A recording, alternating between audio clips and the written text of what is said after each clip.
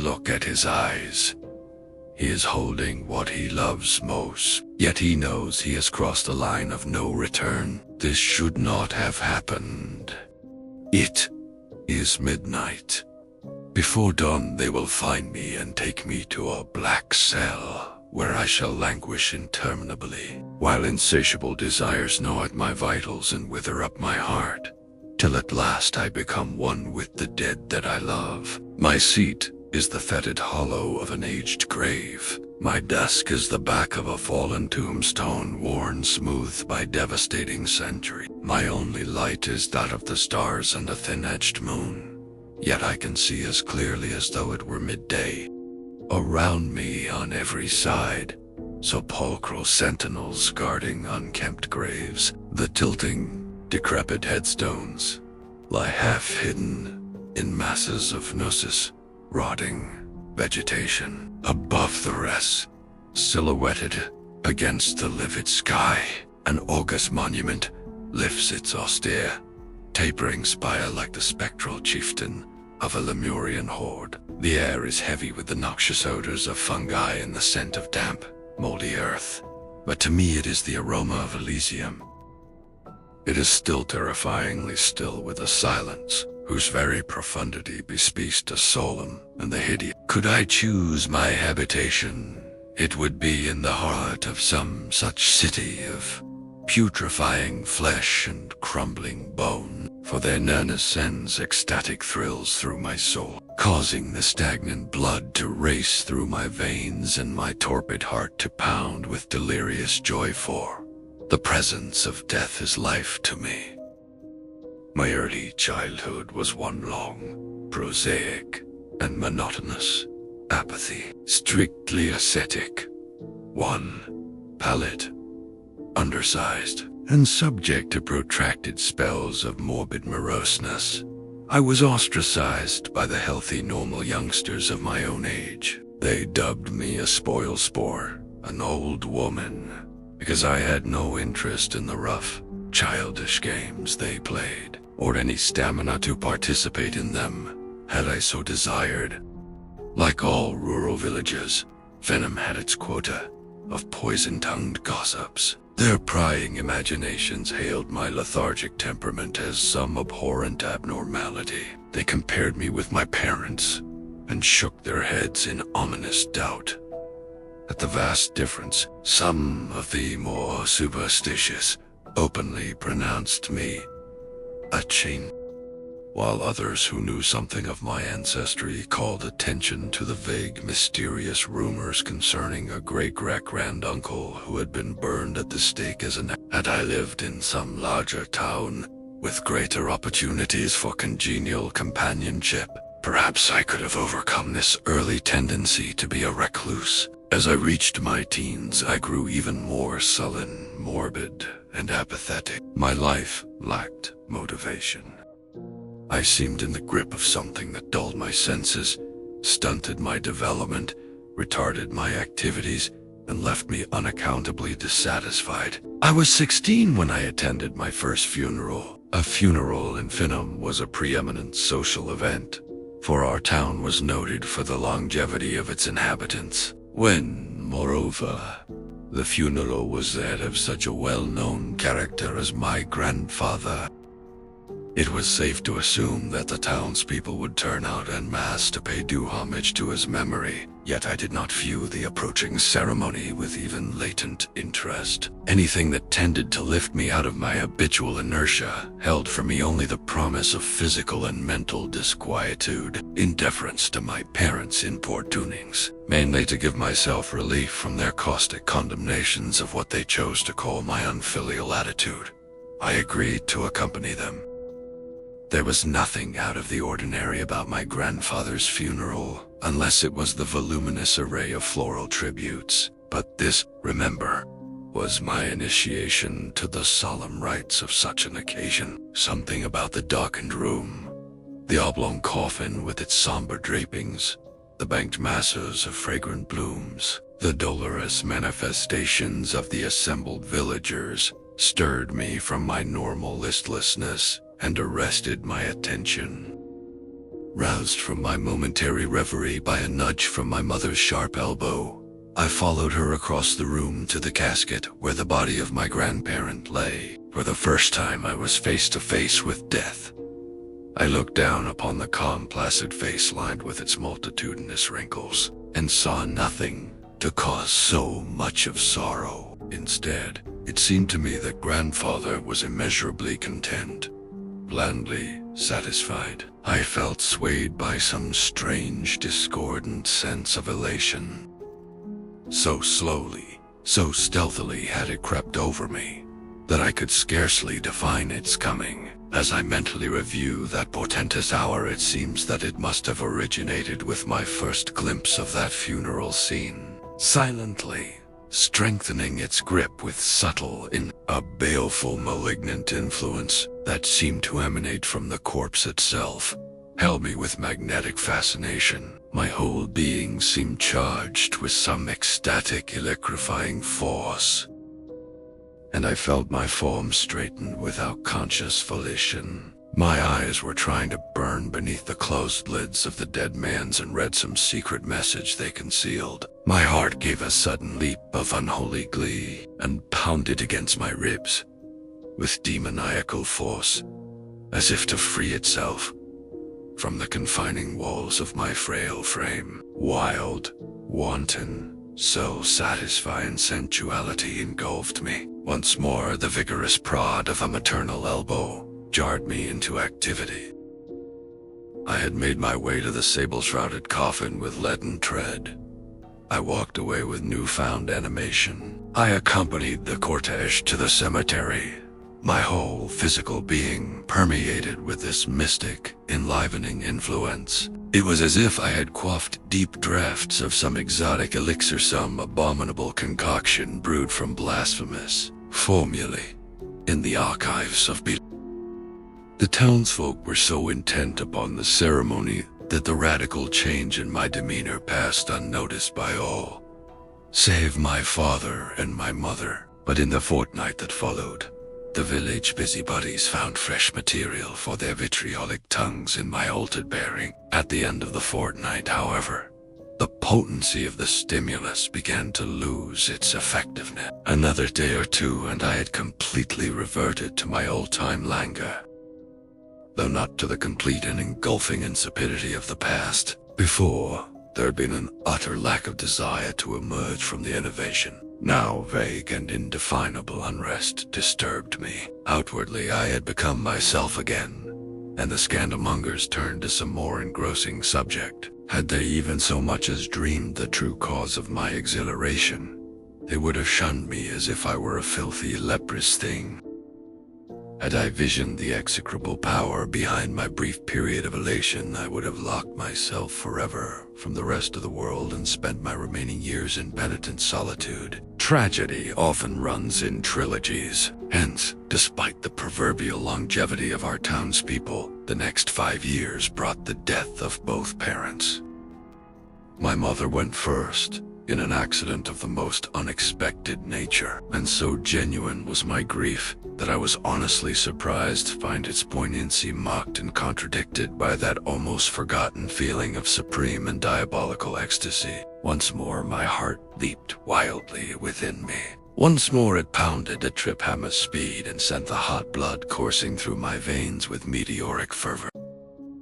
I shook from my shoulders the harassing cloak of stagnation, only to replace it with the infinitely more horrible burden of loathsome, unhallowed desire. I haunted the death's chamber where the body of my mother lay, my soul athirst for the devilish nectar that seemed to saturate the air of the darkened room. Every breath strengthened me, lifted me to towering heights of seraphic satisfaction.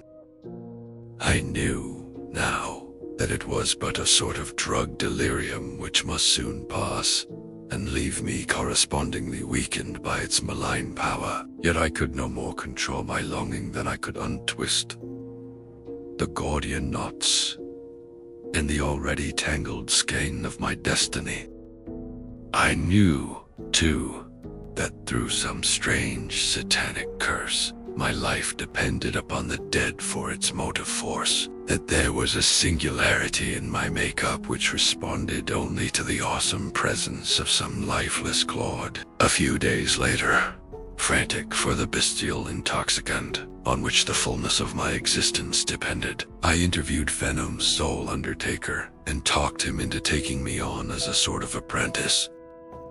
The shock of my mother's demise had visibly affected my father. I think that if I had broached the idea of such outer employment at any other time, he would have been emphatic in his refusal. As it was, he nodded acquiescence after a moment's sober thought. How little did I dream that he would be the object of my first practical lesson.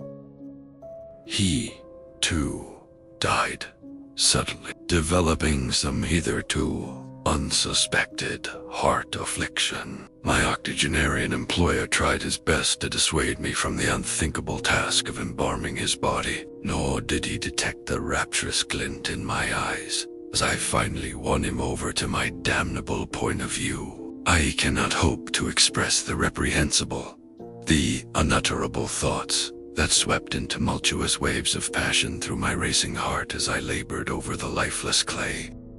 Unsurpassed love was the keynote of these concepts, a love greater, far greater than any I had ever borne him while he was alive. My father was not a rich man, but he had possessed enough of worldly goods to make him comfortably independent. As his sole heir, I found myself in rather a paradoxical position. My early youth had totally failed to fit me for contact with the modern world, yet the primitive life of Venom, with its attendant isolation, palled upon me.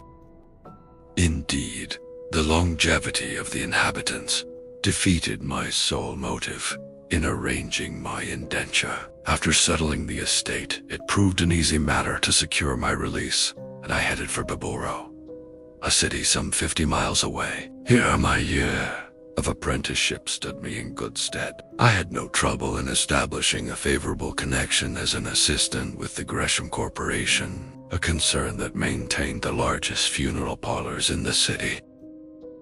I even prevailed upon them to let me sleep upon the premises. I applied myself to my task with unwonted zeal. No case was too gruesome for my impious sensibilities, and I soon became master at my chosen vocation. Every fresh corpse brought into the establishment meant a fulfilled promise of ungodly gladness, of irreverent gratification, a return of that rapturous tumult of the arteries which transformed my grisly task into one of beloved devotion.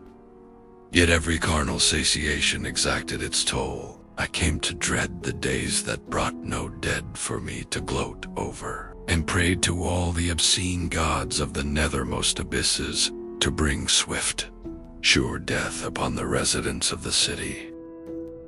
Then came the nights when a skulking figure stole surreptitiously through the shadowy streets of the suburbs, pitch-dark nights when the midnight moon was obscured by heavy lowering clouds. It was a furtive figure that blended with the trees and cast fugitive glances over its shoulder, a figure bent on some malignant mission. After one of these prowlings, the morning papers would scream to their sensation-mad clientele the details of some nightmare crime. Column on column of lurid, gloating over abominable atrocities, paragraph on paragraph of impossible solutions and extravagant, conflicting suspicion. Through it all, I felt a supreme sense of security. For who would for a moment suspect an employee in an undertaking establishment where death was supposedly an everyday affair, of seeking surcease from unnameable urgings and the cold-blooded slaughter of his I planned each crime with maniacal cunning, varying the manner of my murders so that no one would even dream that all were the work of one blood-stained pair of hands. The aftermath of each nocturnal venture was an ecstatic hour of pleasure, pernicious and a pleasure always heightened by the chance that its delicious source might later be assigned to my gloating administrations in the course of my regular occupation. Sometimes that double and ultimate pleasure did occur, a rare and delicious memory. During long nights, When I clung to the shelter of my sanctuary, I was prompted by the mausolean silence to devise new and unspeakable ways of lavishing my affections upon the dead that I loved, the dead that gave me life. One morning, Mr. Gresham came much earlier than usual. Came to find me stretched out upon a cold slab deep in ghoulish slumber, my arms wrapped about the stark, stiff, naked body of a fetid corpse. He aroused me from my salacious dreams, his eyes filled with mingled detestation and pity. Gently but firmly, he told me that I must go, that my nerves were unstrung, that I needed a long rest from the repellent tasks my vocation required, that my impressionable youth was too deeply affected by the dismal atmosphere of my environment. How little did he know of the demoniacal desires that spurred me on in my disgusting infirmities. I was wise enough to see that argument would only strengthen his belief in my potential. Madness it was far better to leave than to invite discovery of the motive underlying my actions. After this, I dared not stay long in one place for fear some overt act would bear my secret to an unsympathetic world. I drifted from city to city, from town to town. I worked in morgues, around cemeteries, once in a crematorium anywhere that afforded me an opportunity to be near the dead that I so craved. Then came the World War. I was one of the first to go across, one of the last to return. 4 years of blood-red charnel hell, sickening slime of rain-rotten trenches, deafening bursting of hysterical shells, monotonous droning of sardonic bullets, smoking frenzies of phlegethonous fontaines, stifling fumes of murderous gases, grotesque remnants of smashed and shredded bodies. 4 years of transcendent satisfaction.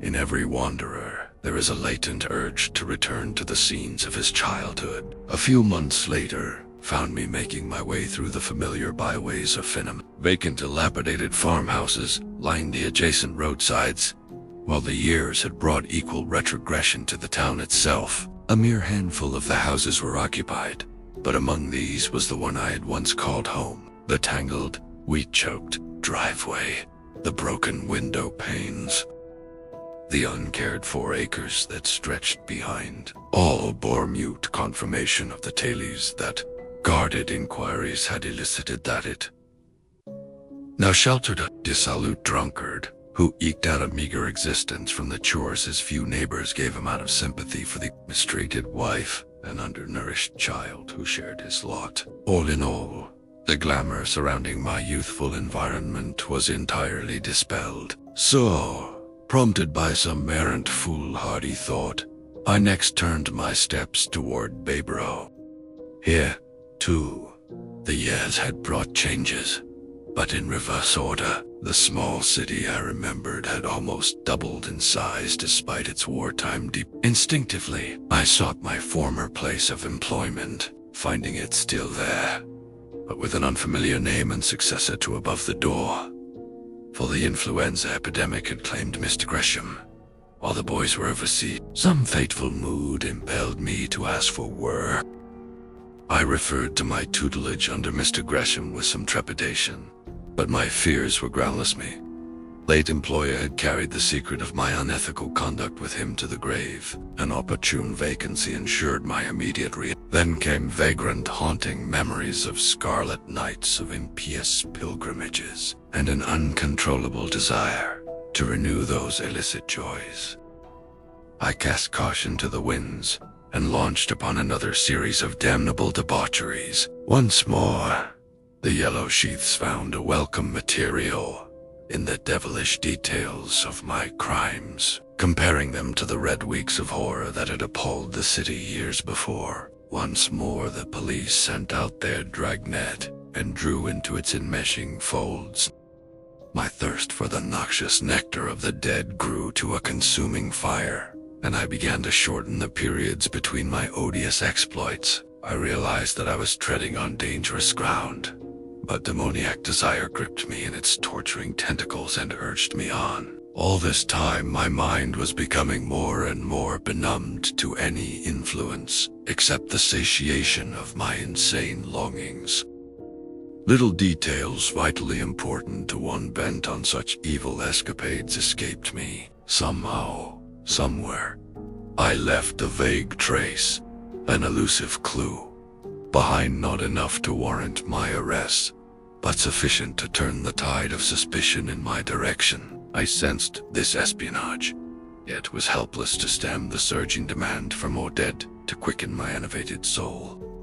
Then came the night when the shrill whistle of the police roused me from my fiendish gloating over the body of my latest victim, a gory razor still clutched tightly in my hand. With one dexterous motion, I closed the blade and thrust it into the pocket of the coat I wore. Nightstick speed a lusty tattoo upon the door. I crashed the window with a chair, thanking fate I had chosen one of the cheaper tenement districts for my locale.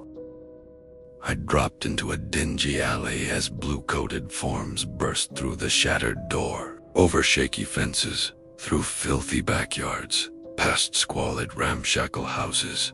Down dimly lighted narrow streets I fled. I thought at once of the wooded marshes that lay beyond the city and stretched for 100 miles till they touched the outskirts of Finham. If I could reach this goal, I would be temporarily safe. Before dawn, I was plunging headlong through the foreboding wasteland, stumbling over the rotting roots of half-dead trees whose naked branches stretched out like grotesque arms, striving to encumber me with mocking embraces. The imps of the nefarious gods to whom I offered my idolatrous prayers must have guided my footsteps through that menacing morass. A week later, bedraggled and emaciated, I lurked in the woods a mile from Finham. So far I had eluded my pursuers, yet I dared not show myself, for I knew that the alarm must have been sent broadcast. I vaguely hoped I had thrown them off the trail. After that first frenetic night, I had heard no sound of alien voices, no crashing of heavy bodies through the underbrush. Perhaps they had concluded that my body lay hidden in some stagnant pool, or had vanished forever in the tenacious quagmire. Hunger gnawed at my vitals with poignant pangs. Thirst left my throat parched and dry, yet far worse was the unbearable hunger of my starving soul for the stimulus I found only in the newness of the dead. My nostrils quivered in sweet recollection. No longer could I delude myself with the thought that this desire was a mere whim of the heated imagination. I knew now that it was an integral part of life itself, that without it I should burn out like an empty lamp. I summoned all my remaining energy to fit me for the task of satisfying my accursed appetite. Despite the peril attending my move, I set out to reconnoiter, skirting the sheltering shadows like an obscene wraith. Once more I felt that strange sensation of being led by some unseen satellite of Satan. Yet even my sin-steeped soul revolted for a moment when I found myself before my native abode, the scene of my youthful hermitage. Then these disquieting memories faded. In their place came overwhelming, lustful desire. Behind the rotting walls of this old house lay my prey. A moment later, I had raised one of the shattered windows and climbed over the sill. I listened for a moment, every sense alert, every muscle tensed for action. The silence reassured me. With cat-like tread, I stole through the familiar rooms until stertorous snores indicated the place where I was to find surcease from my sufferings. I allowed myself a sigh of anticipatory ecstasy as I pushed open the door of the bed. Panther-like, I made my way to the supine forms stretched out in drunken stupor. The wife and child where? Were they? Well, they could wait. My clutching fingers groped for his throat. Hours later, I was again the fugitive, but a newfound stolen strength was mine. 3 silent forms slept to wake no more. It was not until the garish light of day penetrated my hiding place that I visualized the certain consequences of my rashly purchased relief. By this time, the bodies must have been discovered. Even the most obtuse of the rural police must surely link that tragedy with my flight from the nearby city. Besides, for the first time, I had been careless enough to leave some tangible proof of my identity, my fingerprints on the throats of the newly dead. All day, I shivered in nervous apprehension. The mere crackling of a dry twig beneath my feet conjured mental images that appalled me. That night, under cover of the protecting darkness, I skirted Venom and made for the woods that lay beyond. Before dawn came, the first definite hint of renewed pursuit, a distant baying of hounds.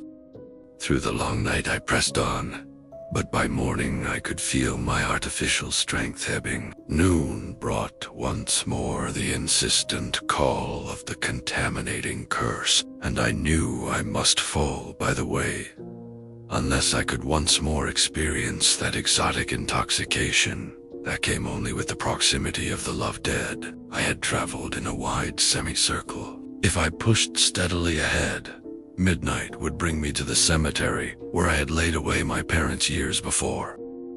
My only hope, I felt certain, lay in reaching this goal before I was overtaken. With a silent prayer to the devils that dominated my destiny, I turned leaden feet in the direction of my last stronghold. God, can it be that a scant 12 hours have passed since I started from my ghostly sanctuary? I have lived an eternity in each leaden hour, but I have reached a rich reward. The noxious odors of this neglected spotter, frankincense to my suffering soul. The first streaks of dawn are graying the horizon. They are coming. My sharp ears catch the far-off howling of the dogs. It is but a matter of minutes before they find me and shut me away forever from the rest of the world, to spend my days in ravaging yearnings till at last I join the dead I love. They shall not take me. A way of escape is open, a coward's choice, perhaps, but better, far better than endless months of nameless misery. I will leave this record behind me, that some soul may perhaps understand why I make this choice. Terrazer. It has nestled forgotten in my pocket since my flight from Babe. Its blood-stained blade gleams oddly in the waning light of the thin-edged moon. One slashing stroke across my left wrist, and deliverance is assured. Warm, fresh blood spatters grotesque patterns on dingy, decrepit slabs. Phantasmal hordes swarm over the rotting graves. Spectral fingers beckon me. Ethereal fragments of unwritten melodies rise in celestial crescendo. Distant stars dance drunkenly in demoniac accompaniment. 1,000 tiny hammers beat hideous dissonances on anvils inside my chaotic brain. Gray ghosts of slaughtered spirits parade in mocking silence before me. Scorching tongues of invisible flame sear the brand of hell upon my sickened soul. I can dash right, dash no, dash more, dot, dot.